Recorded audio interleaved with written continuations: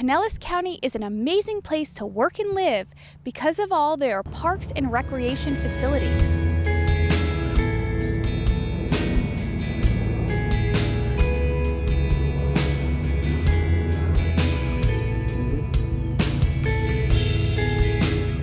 You know, some of our students are not the only ones who've been exploring science in their natural surroundings.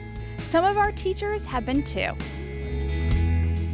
Elementary Science Specialist Julie Poth shows us how some Pinellas County teachers spent their summers participating in the St. Petersburg Audubon Society, Dr. Harold Albert's Teacher Ecology Camp.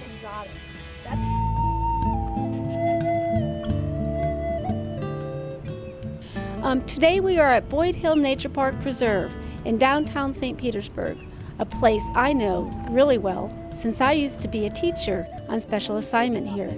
Joining us today is the man who is my mentor, a legend around these parks, Dr. Harold Albers, a nationally recognized naturalist for whom the camp is named, who shares his passion for education. So, this is your heart. So, I'm very passionate. I can think how I started, and you know, as a teacher, your greatest reward is to have a student in there who doesn't understand. You might say they don't get it, and they're frustrated. They probably hate the teacher, and things aren't going well. And then all of a sudden, through some little thing you do or something that happens, they're reborn and they understand what's going on. And they end up their last couple tests, the final tests, they get an A. And then the teacher can go home at the end of that session, feel like, you know, a person has been born into that field. And this is one of the things we hope with this class, that these teachers here, if you live in Pinellas County, it's pretty much a county that's metropolitan.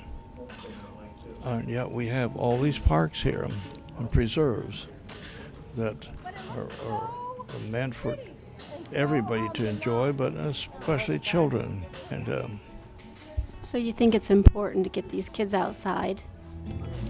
well, it's everything.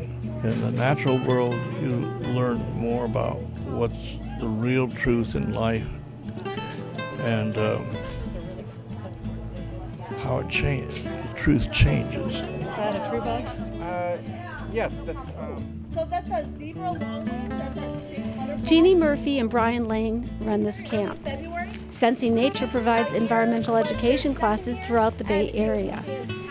They are both well-accredited naturalists and ecologists. Their goals are simple. And it's wonderful for adults.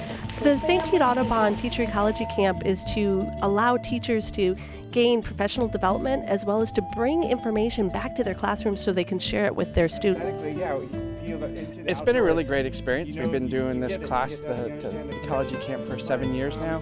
And a lot of times the teachers, they move down here. They're not from Florida, so they may be barely familiar with what's back home, but they don't know the native stuff here in Florida. So it's been really rewarding that they get to learn about it, and then they feel more comfortable bringing their students out here, because once they have a comfort level with the outdoors that is new to them, then they bring their kids out here. Then you start that whole cycle over and get the kids really involved. So that's been a really great thing. Snakes might use the cavity, especially if it's too hot or too cold. Bats are another We species. bring groups out here. We've done trainings like this for years now, and we always see something new. So you start to look at things, you learn a little bit, and the more you learn, you start having more questions and you keep learning. So I guess just to keep looking around and appreciating what's here. There's always something to find, no matter what time of the day you come out to places, but just to get that appreciation, that, you know, looking to see what the next discovery is. One of the unique components of this teacher ecology camp is that the teachers are going to be provided with an opportunity to go to several different very Florida native habitats. For example, in this park alone today, they'll be spending time hiking through swamps, observing freshwater marshes. We're now presently in the pine flatwoods, and we're moving through the scrub habitat, which is very desert-like, and most Floridians don't see that piece. They see the beaches, and they might go to a park and see pine trees and hardwoods. So this park offers that diversity. But tomorrow, these teachers are going to be looking at coastal habitats. They're going to Weeden Island to look to see how is that different from what they're seeing here, and they're going to Fort DeSoto Park. So by providing this professional development to our teachers, that they can in turn help our students understand the importance and significance of not only the diversity, the biodiversity here, but also that this is part of their community, and that they own this, and that we want them to love it as much as everybody does.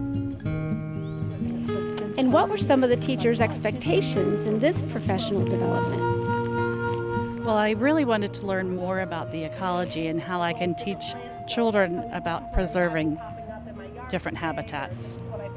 So when you go back to school and you're working with children, how would you incorporate what you've learned at these camps back in the classroom?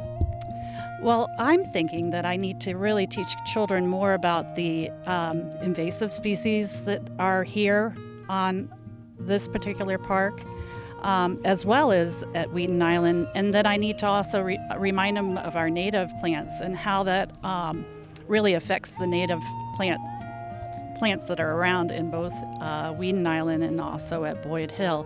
Another thing that I think that I'm going to also teach them about is the different birds that are in the different areas. For instance, we had saltwater yesterday at Weeden Island. We had wonderful, diverse birds there. And then here at Boyd Hill, we have a lake situation, so freshwater with some saltwater intrusion. And so you have a whole vast different bird population here as well. So how does teaching kids about the environment help impact them as they continue through their years in school?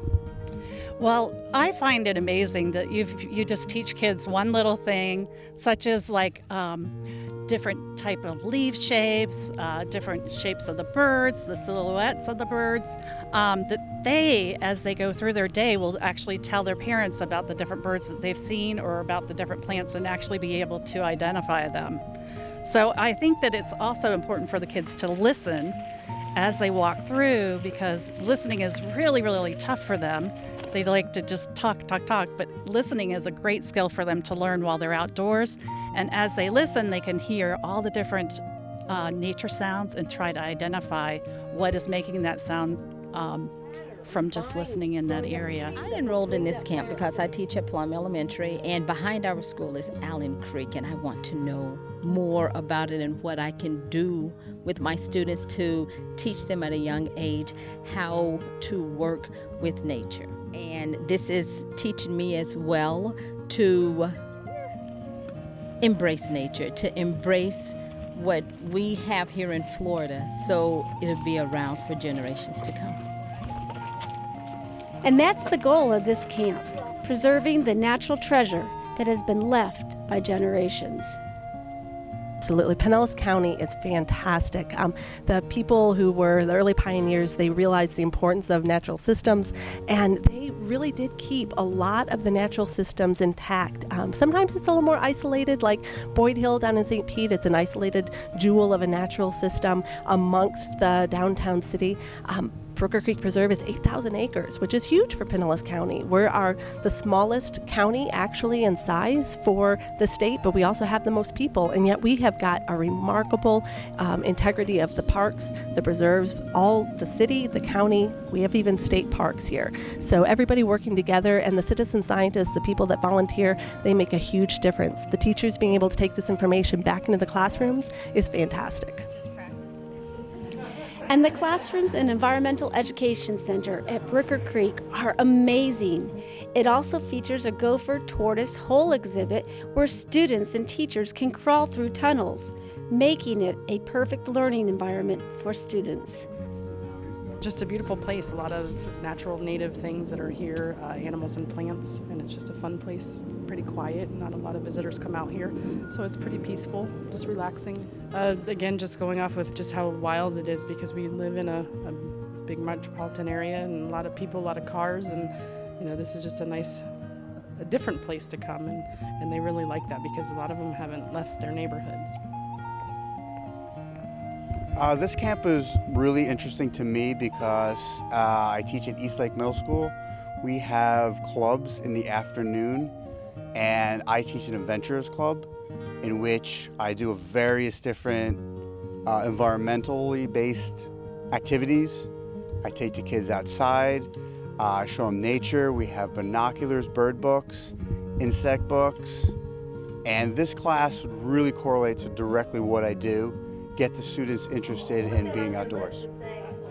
I've learned a lot about the local plants and animals that I didn't know were invasive species, and to really teach the kids about what should be here and shouldn't be here, and actually for the animals, how to find an animal or identify animals that are not native to Florida, which can damage ecosystems locally here in their backyard. But rodents do have to continually gnaw their teeth back. We'll visit these nature classrooms with students in the fall to see how they're enjoying their natural surroundings. I'm Laura Spence, and we'll see you next time.